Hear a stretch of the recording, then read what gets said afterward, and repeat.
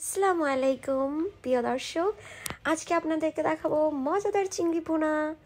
তো আমি কড়াইতে তেল গরম করে তার মধ্যে পেঁয়াজ একটু লাল লাল করে দিয়ে দিলাম মশলা এবং মশলাটা কষিয়ে নিচ্ছি। এ পর্যায়ে দিয়ে দিয়েছি কাঁচামরিচ ফালি আর দিয়ে দিচ্ছি লবণ। খুব তাড়াতাড়ি বলতে হচ্ছে কারণ রান্নাটা আসলে খুব ছোট ভিডিওটা।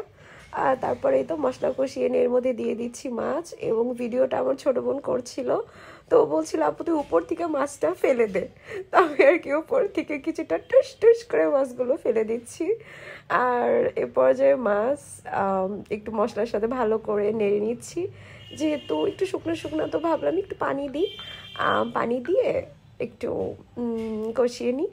তো এখানে আর একটু পানি দিলাম, পানি দিয়ে একটু ভালো করে একটু কষিয়ে নিলাম। কত 1 মিনিট হয়তো, আই গেস।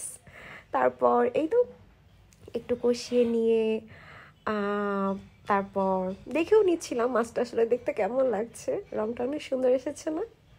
আসলে কিন্তু সুন্দর এসেছে।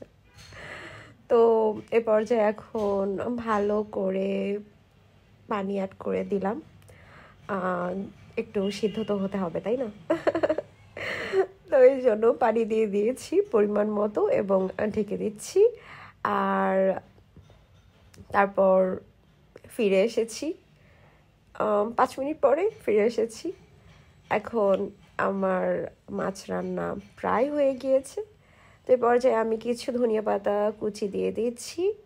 এটা দিলে খুব সুন্দর একটা ঘ্রাণ আসে আর অনেক মজা লাগে আমার কাছে আসলে ধনিয়া পাতা। তো ধনিয়া পাতা না দিলে আসলে আমার ভালোই লাগে না, তো আমি দিয়ে দিলাম।